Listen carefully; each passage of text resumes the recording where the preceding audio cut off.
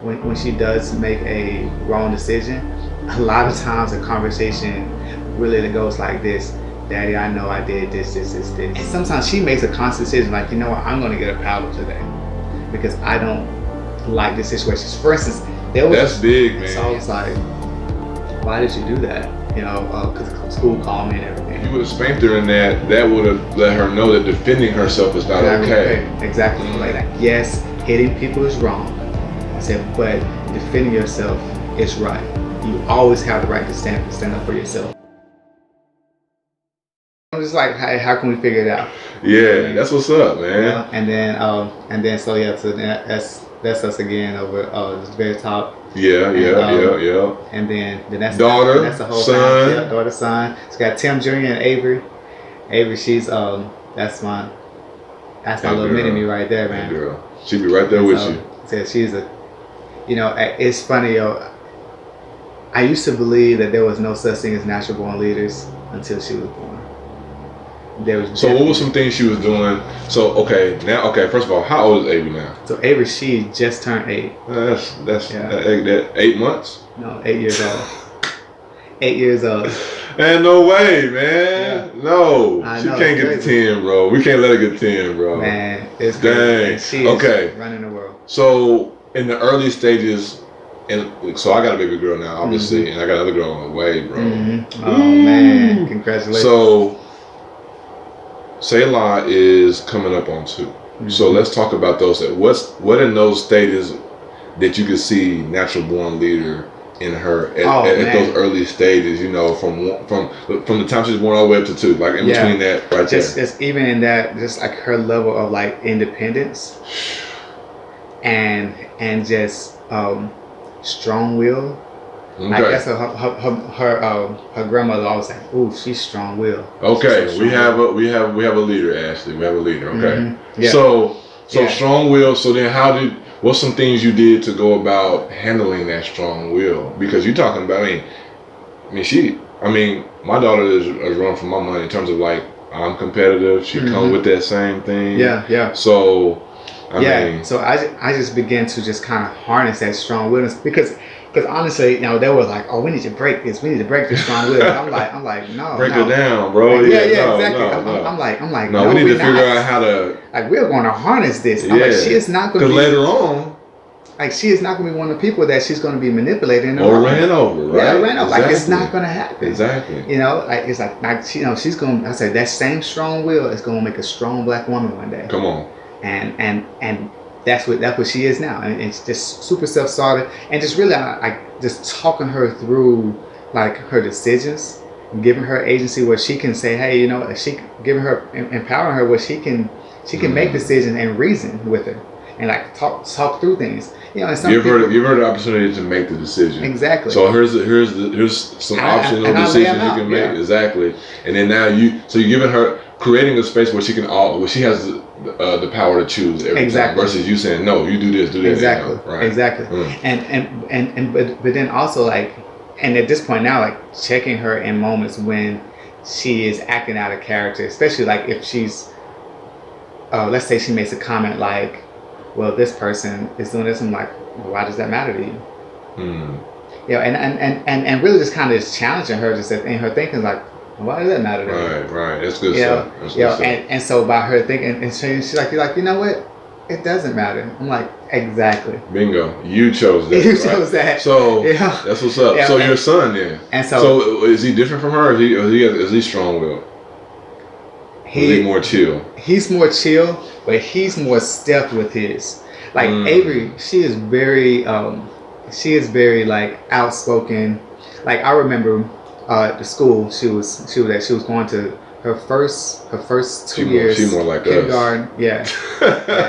Kindergarten and first grade. No, pre-K and kindergarten. She was at Deborah Brown. And at Deborah Brown, she I remember in kindergarten they switched her classes to another class.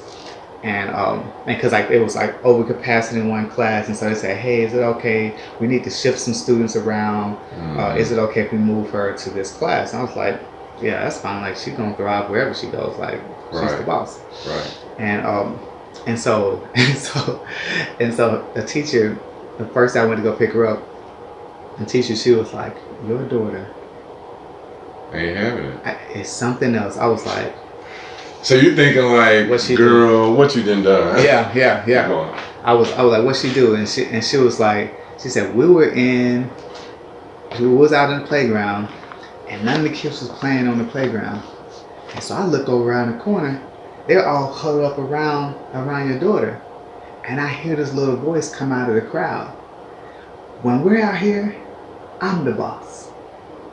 And the teacher was like, I was going to stop her. But it was so influential. Yeah, and she proceeded to say, well, we're in the classroom. Miss such and such is the boss. So I said, talking to the teacher. Oh, okay. You keep going. So okay, go ahead. Like, so the teacher, she was like, well, I just kind of fell back.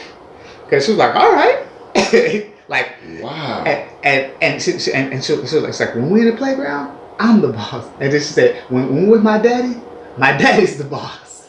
And I was like, all right. And she said, obviously your daughter knows the chain of command, but she also knows that she is the boss when it comes to her friends. So I'm gonna be selfish here, and you know I'm gonna add this is me personally. So how okay, not only just a strong-willed child, but then but you have a strong-willed female, right? Child, mm-hmm. a strong-willed girl. How do you discipline that? Because you can't discipline a strong will with a strong hand, all like that. Oh yeah. So then no. And then it's a girl. So then mm-hmm. you know, even I heard Steve Harvey the other day talk about how when he raised his girls, he didn't, you know, spank them because he didn't want them to identify love with hitting, with physical contact or whatever the case. Yeah. So I'm interested to see, you know, to hear how, because that's a crazy, like, that messes with the psyche because, you know, we raised. Yeah. And I it's just on that, like, just like Deborah Brown, for instance, you know, they have paddles, they do squats or whatever, and I wasn't down for squats, especially when it came to her, because one, the person that administers the squats is a male. There's no way that I would ever authorize another man to hit my daughter. Never happened. In life. So when she was younger or whatever, any tap, thump, anything like that? From me? Yeah. Yeah. Yeah. Okay. Because I know I definitely hit the thump, brother. Yeah. I thumped the forehead. Hit that thigh. Yeah. Absolutely. Okay. You know, but even when in those corrections, like if I had to give a swat, it's you not administer love as well. Yes. After that, exactly. Totally. But there is a. I think the hardest part for her is the conversation leading up to it, because there was a fairly lengthy conversation that takes place before the SWAT even happens.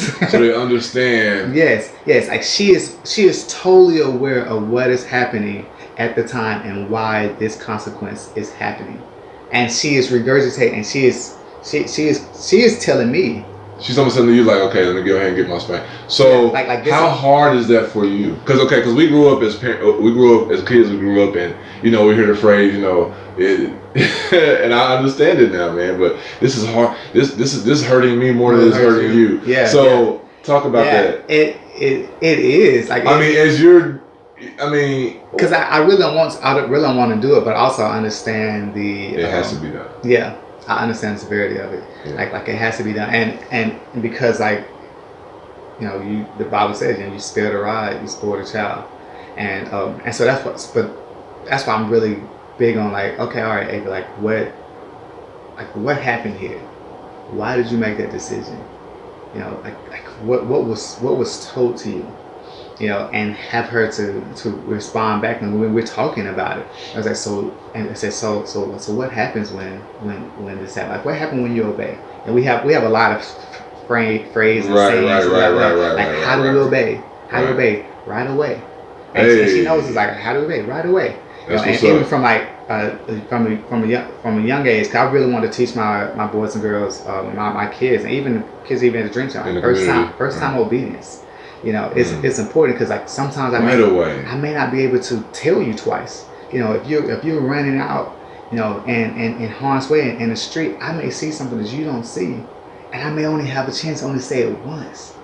How do you obey right away, bro? And so you gotta obey the first time. And I honestly feel like that principle translates to like when I'm gone and you need to hear God's voice. God, right away. I need to obey Him. If you learn that, and I tell all the time, if you learn to master how to obey, hear God's voice, and obey it right away, you're gonna go so much further than I would ever. I'm taking obey right away. I'm taking it. So how you obey right away? And we always say we always say what comes when what comes when obedience comes, like blessings come. Like blessings come with obedience. And so then so she knows like man, like I want to stay in a place where I'm constantly getting blessed because I'm in a place of obedience. And so she's very, very aware, very cognizant of that. And so like when she does make a wrong decision, a lot of times the conversation really goes like this: Daddy, I know I did this. And sometimes she makes a conscious decision, like, you know what, I'm going to get a paddle today because I don't like this situation. For instance, that's big, man. Yeah. Once you get kids and really just people to be able to own themselves and say okay, and hold the standard for themselves, right? That's huge. Bro. Wow. I remember when 2 years ago, she hit a boy, and she had never hit anyone in school before, and so I was like, why did you do that? Because the school called me and everything. I was like, why did you do that? And she was like, well, like, he kept, messing with me. He was doing this, he's doing that. And I was like, well, did you tell the teacher? She was like, yeah, I mentioned something to the teacher about it. And I said, well, what do you think going to happen? She said, well, I know I'm going to get a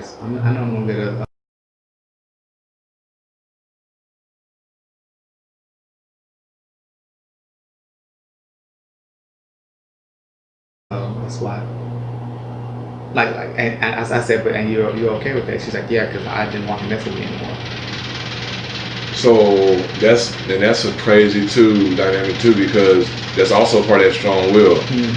I know ahead of time I'm going to get a swat for this, but I'm going to take it. Yeah, I'm going to take it. Because he got to know, because I'll do that for the sake of what I do. Yeah. And for me, like, you almost don't want to give it. and frankly, I didn't. Oh snap! I didn't, and because you understood. Yeah, and yes, I understood, and you have the right to defend yourself. Like if you. So you don't want. Oh my God. If you go to the person in authority, and they did nothing, or they didn't do it to your point of your satisfaction. And I said, what did it do? But she said they told him to stop. I said, but they stopped. She was like, no. I was like, taking the matters in your own hands. So that's big. That's huge. Because that's huge. So she stood up for herself, hit someone. She knew she was gonna get. And he never did it again afterwards. Right. It was done. So she knew that she was going to get a paddle for this or consequence, whatever. And I'm going to accept it. I'm accepting what my dad is going to do, but this cannot happen. I'm going to do this. So you on the response to it is her understanding that, but your response to it is I'm not going to spank, because really spanking would be to say what she did was wrong. Wrong. Exactly. Right? Exactly. Exactly. And even though what she did was wrong to some degree, but the bigger thing she did was the right thing, which stands for herself. So if you would have spanked her in that would have let her know that defending herself is not okay. Exactly. And that's what I told her. And I literally explained that to her. I was like, I said, I was like, yes, hitting people is wrong. I said, but defending yourself is right. You always have the right to stand up for yourself, and you never let anyone like downgrade you or try to put you down. I said that is not acceptable. I said, and if someone put their hands on you, especially a boy, you never let a boy put their hands on you, ever. and you know, and if authority, if you reach out to authority and you let them know what's going on, and it doesn't get handled, you handle it. You have to handle it, like you have to, you know, and so if that doesn't work, then you come to daddy. Exactly. Daddy is going. Exactly. I said, I wish you would have came to me beforehand, you know, and let me know what was going on. I said, I'd rather for you to say, can I go to the phone and call my dad? And I would have came to school and took care of it. If you felt like the teacher did not do all right, go to the next adult. Yeah, like if the adult present does not take care of it, you elevate it to me.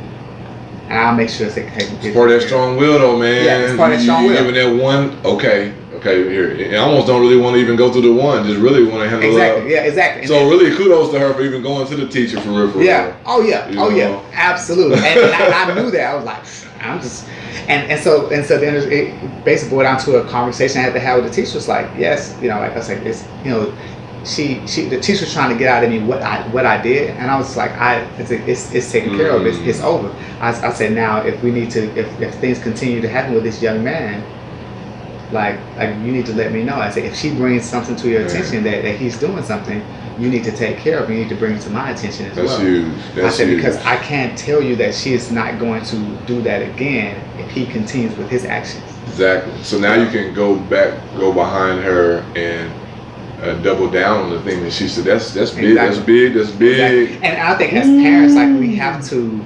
We have to be able to take that information, and we have to defend our kids. Yes. You know what I mean? And you know, because that builds trust between you and your kid. I mean, think about what that did for your relationship with you and your daughter. I mean, it just took it to a whole other. And the thing, and she knows, like, if she's wrong, I'm gonna tell her she's wrong. You know, but like if she's right, I'm going to support her when she's right as well. Keep it real. Yeah, but I'm not going to support her in wrong and defend her to a teacher. It's like, well, my daughter's right all the time. Like, no, like, oh, she was dead wrong. And I even told her, I said, yeah, she was wrong for hitting him. I said, but this is what was taking place. She might not have known. Yes. I said, did you understand that? She was like, oh, no, I didn't. I said, well, did she come to you? And said, she's like, well, yeah, she did come to me and say, I said, did you know that right before she got up and hit him, that he had walked by her and hit her? Did you know that? And she was like, no, I did not know that. I said, so, well, did she told me that she raised her hand to tell you, and you told her not right now. She was like, yes, I did. I was like, that's where you missed it. This is what justice looks like. Straight up. I mean, that you know, I know we're talking about kids, teachers, but that's where we have to go. That's what justice is, in my opinion. When we can understand that and all of this, you know, just off of that. Yeah.